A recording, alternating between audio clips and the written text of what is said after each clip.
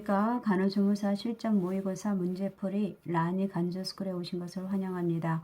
오늘 또 기초간호학 개요 문제풀이를 10문제를 가지고 한번 복습하는 시간을 갖도록 하겠습니다. 오늘 첫 번째 문제를 보시면 응급상황별 처치법으로 옳은 것은 이라고 했네요. 무의식 환자와 복부 창상 환자에게는 물이나 음료를 주지 않는다. 일단은 팁이 무의식 환자죠. 무의식 환자인 경우에는 어떤 경우에도 물이라든지 입으로 구강으로 뭐가 들어가면 안 되니까 이게 답이겠네요. 그리고 두 번째는 골절 환자는 안전한 곳으로 이동한 후에 부목을 댄다. 골절 환자 같은 경우는 손상 부위를 건드리거나 아니면 환자를 함부로 옮기면 안 되죠. 그래서 함부로 옮기게 되면 뼈끝이 신경이나 혈관 또는 근육을 손상하게 시켜서 피부를 뚫어서 복각 골절을 일으키는 일이 되게 될 수 있기 때문에 일단은 움직이면은 아무데나 움직이면은 함부로 움직이면 안 됩니다. 그리고 염자 환자는 체중이 분산되도록 운동을 시킨다. 아니죠. 염자 환자 같은 경우는 그쪽으로 탄력 분대를 감아줘서 부종이 생기지 않도록 약간 다리를 올려주시는 게 좋고요. 그리고 냉찜질 같은 거 해주시는 게 좋겠죠. 네. 그 다음에 쥐약 중도 시에는 환자에게 구토를 유도시켜 토하게 한다라고 되어 있는데 쥐약 중도 시에는 기도 유지가 가장 중요하고요. 기도 유지.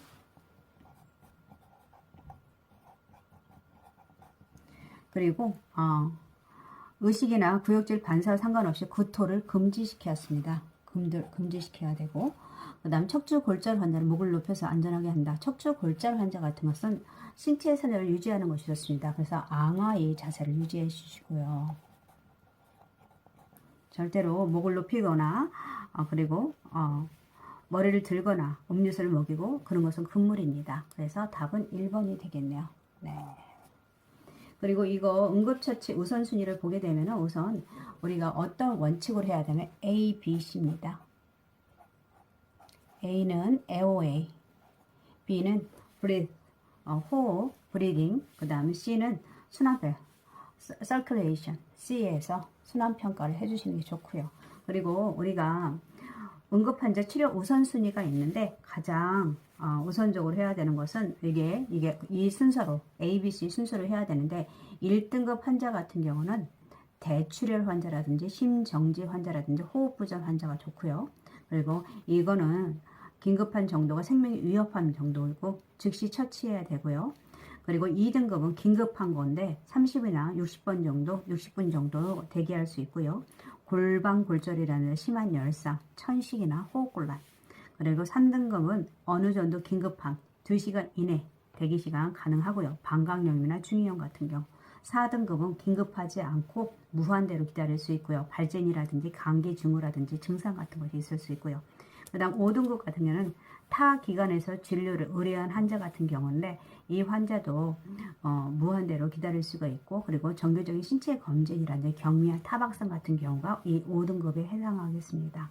그리고 우리 응급환자 발생했을 때 119에 신고해 줄 때 알려줘야 할 사항이 환자의 위치와 상태라든지 응급상황의 내용이라든지 도움이 필요한 환자의 수, 환자에게 시급한 응급처치 내용이 무엇인지에 대해서 이런 순서별로 알려주시는 게 좋습니다. 그 다음에 두 번째를 볼까요? 두 번째를 보시면 분만 후 1일이나 3일째 산욕기 산모의 정상적 신체 상태로 옳은 것은 이라고 됐네요. 산욕기 산모의 정상적 신체 상태 첫 번째 1번 보시면 분만 2일째 체온이 38도이다. 2번 분만 2일째 맥박이 분당 122회이다. 분만 3일째 적색 오로가 보인다. 그리고 분만 3일째 심한 기면과 피로가 보인다. 분만 3일째 다리와 통증 및 열감이 나타난다. 1번이나 2번이나 4번이나 5번은 다 이상 증상이니까 즉각적으로 처치를 해야 되고요. 갈색 적색 오로가 보인다는 것은 이건 정상적 상태로 볼 수 있습니다. 우리 보통 적색 오로는 분만 후 3일 정도까지 나타나고요. 그 다음에 나타나는 게 뭐죠? 갈색이죠. 갈색 오로 해가지고 이때는 보통 우리가 분만 후 4일에서 10일 정도가 나타납니다. 그리고 그 다음에 나타나는 게 백색 오로라고 볼 수가 있고요. 백색 오로는 보통 10일에서 3주 정도 나타나고요. 보통 이때 적색 오로는 보통 특성이 뭐냐면 혈액이라든지 탈락막 조각이라든지 점액 성분이라든지 양수, 태변, 태지, 솜털 등으로 구성되어 있고, 갈색은 혈액 성분이 감소되고 백혈과 침투한 상태로 혈장량 비율이 증가한 상태고요. 그리고 백색 오로는 양이 적고 색이 하얗거나 혈구가 섞일 수도 있고 간혹 이렇게 보시면 됩니다. 그래서 우리가 오로는 적색으로, 갈색, 백색 오로로 된다. 적색은 보통 분만에서 3일 정도, 갈색은 4일에서 10일 정도, 백색오로는 10일에서 3주 정도까지 지속된다라고 보시면 됩니다. 3번 문제를 볼까요? 아나필라스 쇼크 환자의 응급관리로 옳은 것은 이라고 되어 있네요. 첫 번째 예시 제가 답을 다른 기도 예방이죠. A, B, C 순서로 봤을 때 AOA, 그 다음에 브리딩, 그 다음에 서큘레이션 이렇게 보시면 되는데, 일단 첫 번째로 가장 중요한 게 기도 개방이고요. 그 다음에 두 번째는 치과의 구강 수분 섭취, 지혈대 사용, 혈류 차단, 그 다음 구토 유발자라고 되어 있습니다. 아나필라스 쇼크는 보통 어떤 경우에 일어나냐면 보통 우리가 굉장히 응급인 겁니다. 그래서 알레르기 반응의 하나로서 항원과 항체의 반응으로 생각할 수 있고 매우 위급한 상황이고 즉각 치료하지 않으면 생명이 위협할 수 있고요. 그리고 보통 원인 물질에 노출된 후에 즉각 나타나기도 하고 그다음 한두 시간 후에 나타날 수도 있습니다. 그래서 우리가 가장 대표적으로 여러분들이 알 수 있는 것은 항생제 같은 거 우리가 처음에 사용할 때 바로 주지 않죠. 뭐 하게 되죠? 우리 스킨 테스트를 하게 된다. 그래서 스킨 테스트를 하는 이유가 이런 아나필라스, 항생제에 대한 아나필라시스 쇼크를 예방하기 위해서 먼저 스킨 테스트라는 것을 하게 됩니다. 그래서 이때 이런 아나필라스 쇼크가 나타나게 되면은 기도 개방이 가장 우선적으로 되게 됩니다. 그 다음에 여기 지혈대 사용이라고 되어 있는데, 지혈대 사용을 하는 경우가 있는데 심한 출혈이 있을 때 나타납니다. 이런 심한 출혈일 때는 처음에 압박을 먼저 해야 되고요.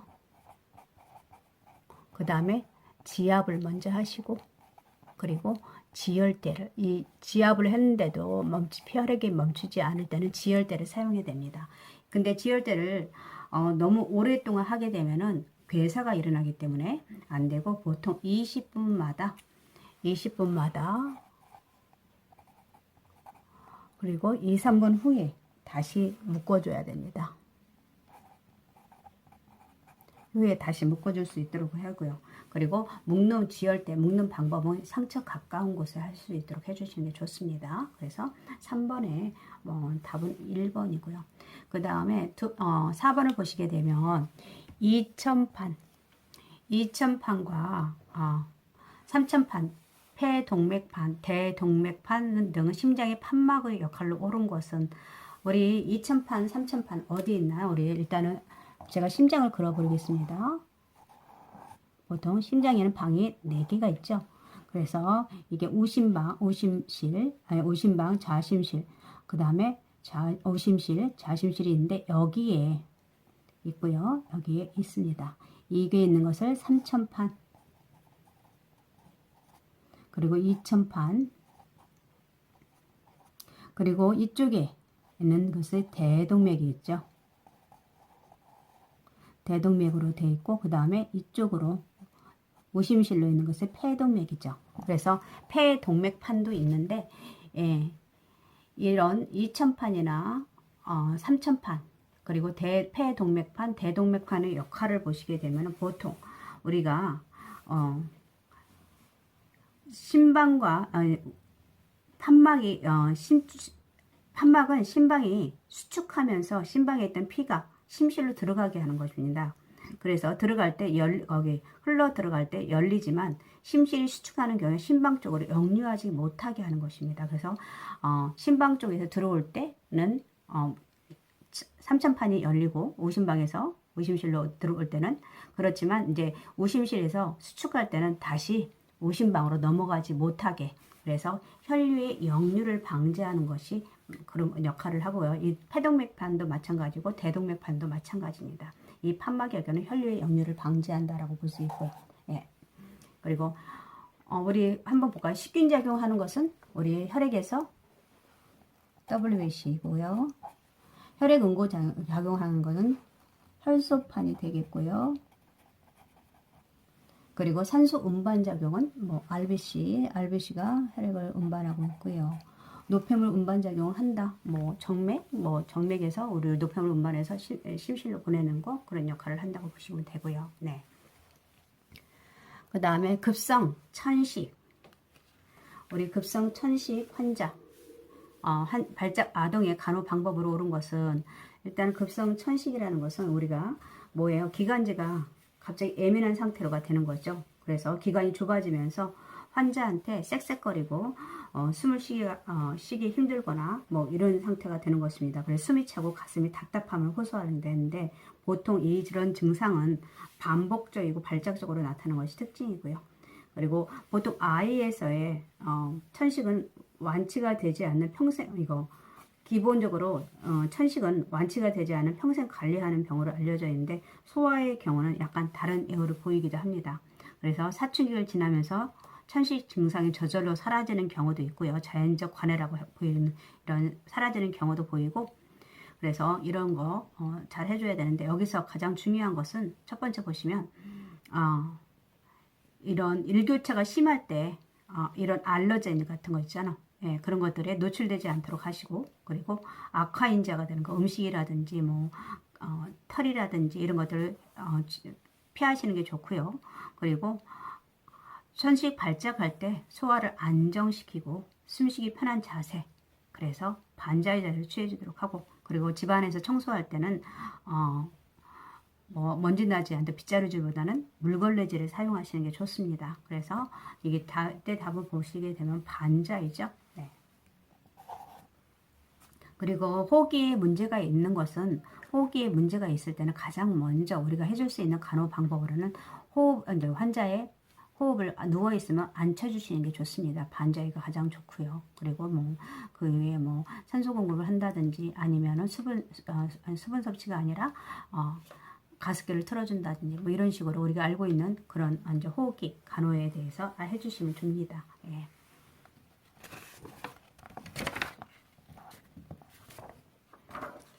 그 다음에 이쪽에 보시면 초산부에게 진진통과 가진통을 구별하는 방법에 대한 교육시킬 때 가진통에 대한 설명으로 옳은 것은 이라고 되어 있네요. 가진통에 대한 설명. 우선 보시게 되면 진진통과 가진통은 진진통은 어떻게 되냐? 첫 번째 이슬이 비친다. 자궁 경부가 열려있다. 공원을 산책했더니 통증이 사라졌다. 통증의 주기가 짧다. 진통이 규칙적으로 찾아온다. 3번을 제외한 모든 것은 진진통이라고 볼 수가 있겠네요. 그죠? 산책을 했더니. 그래서 이렇게 나타나는 거고 이 차이점을 보면 가진통과 진진통은 자궁 경부, 계대 같은 것은 가진통 같은 경우는 변화가 없어요. 자궁 경부가 열리지가 않았고 통증 부위를 보시게 되면 주로 복부에 국한되어 있고 그리고 걸으면 완화됩니다. 그리고 휴식을 취하면 통증이 감소되고요. 수축 기간과 강도를 보면 변화가 없어요. 수축 간격도 변화가 없고 그리고 자궁의 수축 극도의 규칙성이 불규칙적입니다. 그렇기 때문에 여기서 답은 그에 비해서 진진통은 자궁 경부가 계대와 소실을 봤을 때 진행이 되어 있고요. 그래서 통증 부위도 가진통에서 복부에 국한되어 있는데 여기 진진통은 허리 부분에 시작해서 복부로 방사되고 걸으면 더욱 심해지고요. 휴식을 취해도 통증이 감소되지 않고 수축 기간과 강도를 봐도 점점 증가하고요. 간격은 점점 짧아지고 그리고 수축의 규칙성도 보면 규칙적으로 일어납니다. 그래서 답은 3번이 되겠네요. 그 다음에 임신 36주에 태어난 미숙아에게 출생 후 취해 주어야 할 간호로 옳은 것은 미숙아 같은 경우는 체온 조절 중추가 미숙하기 때문에 이걸로 해서 열 전달이 부진합니다. 그리고 또 얘네들은 지방 조직이 결여되어 있고 피부 표피가 너무 얇기 때문에 체온 보존하기가 매우 힘듭니다. 그래서 체온 저하는 이런 우리 에너지, 산소 소모량을 더욱 증가시키고 신생아 상태를 악화시킬 수 있기 때문에 체온 저하를 막기 위해서 적절한 체온 유지가 굉장히 중요하고요. 이때 실내 온도는 보통 몇 도가 좋냐면 22에서 26도씨가 좋습니다. 26도씨가 좋고요. 그 다음에 만약에 보육기 같은 경우 있을 때는 보육기 온도는 30에서 32도씨가 좋네요.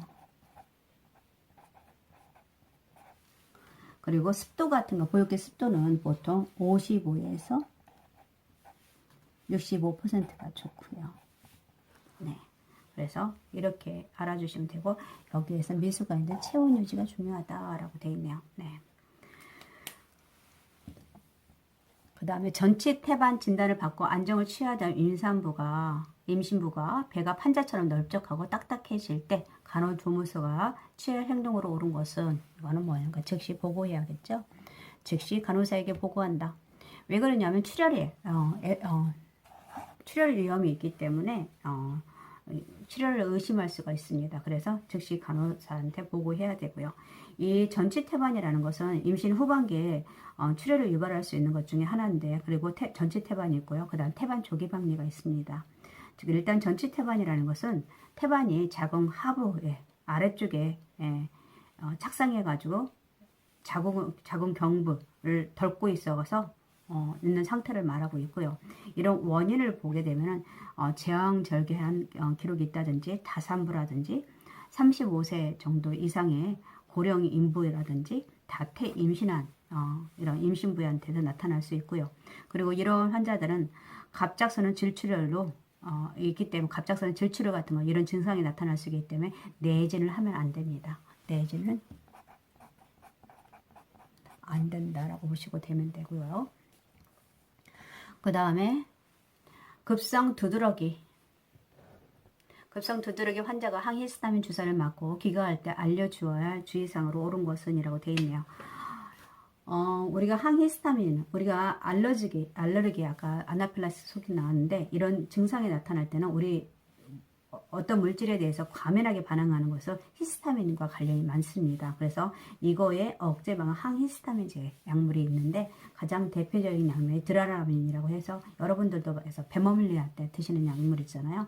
그 약을 먹게 되면 약간 졸리기잖아요. 그렇기 때문에 이런 환자들한테는 항히스타민제를 투여하는 환자들한테는 항상 운전하지 말라고 하고, 어지러울 수 있다고, 졸릴 수 있다는 것을 꼭 교육을 시켜야 합니다. 그래서 어지러움증이 답이 되겠네요. 네. 그 다음 그 외에도 페니라민, 말레이트라는 약물도 있고요.